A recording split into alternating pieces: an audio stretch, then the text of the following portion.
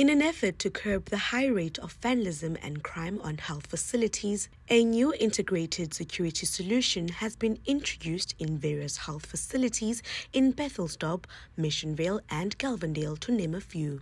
The new security system includes the installation of alarms, cameras and beams. During a presentation made by security company AfriSec at Jose Pearson TB Hospital, Executive Mayor Councillor Gary van der Kerk said, Yesterday in yesterday's council meeting, I announced we are declaring a war on crime. I've also stated in my speech that the change is going to come, and the change is coming. I've come here this morning to come see what's being implemented here at this clinic, and if we could implement something similar at our facilities, our municipal facilities, we need to guard the assets.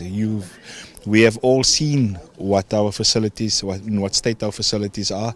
Vandalism is rife, more so in the townships and in the northern areas where we don't have this kind of technology to guard our facilities. So it's important that the city invests in something like this, cameras and top-of-the-range technology.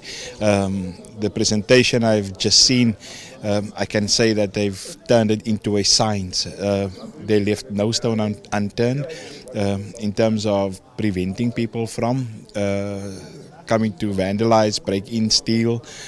So the positive spin-off, like I said earlier, is that the patients and the staff here at this facility, their safety is of paramount importance to everybody. Gary Johnson elaborated more on the integration of the security system. It's all about combining the technology with the manpower, with linking it to an off-site control room so that there can be armed response.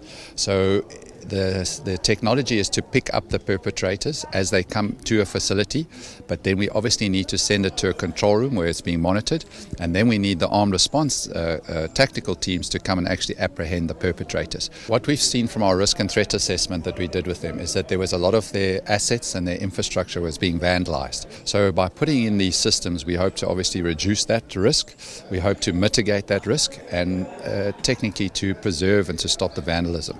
So that's one of the main reasons for their systems, and to protect their staff within the facilities and obviously the patients as well.